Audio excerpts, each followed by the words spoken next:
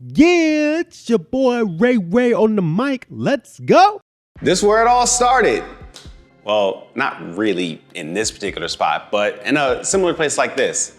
On the mic with Ray White started in the garage of my old house back in 2018, and it was a journey that really started out of frustration when I was in my master's in business class, deciding to, elevate my status in the world through degrees and whatnot, and was sitting through the marketing class and saw that we were learning outdated marketing materials. And I was like, yo, this ain't it.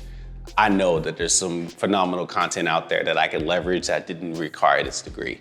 Now, it was good I got the degree, progressed in that way, and it was still a good experience. But that frustration of having a gift and seeing how people were teaching the tips and tools when it comes to providing or putting yourself out there in the world was a disconnect there. And I knew that I wanted to get into this space, but I didn't really know how. I didn't know how to jump right in. And, honestly, it took my wife, who purchased a $100 podcasting setup and was, our space at the time didn't really have an extra room where I could practice my public speaking. So I came into the garage and set up a workstation in the corner of my garage that became my own studio, where I had my webcam that I was using at the time and my podcast makeshift mic stand, laptop, mixer, and went from there. And the important lesson that I learned in that season of my life was essentially to start where I was. I didn't need the fancy setup, to get going. I didn't need the programs. I didn't need all the courses and classes. I didn't need all those things to validate or to take action to step into certain spaces. All I needed was what I currently had that was in my hands. Some of us are really nervous and scared to take action in our ability to be leaders because we are afraid that we do not have what it takes to be leaders. We don't have what it takes to be facilitators. We don't have what it takes to guide people through a particular change initiative or difficult conversations or towards a goal and towards an objective. But realistically, you do.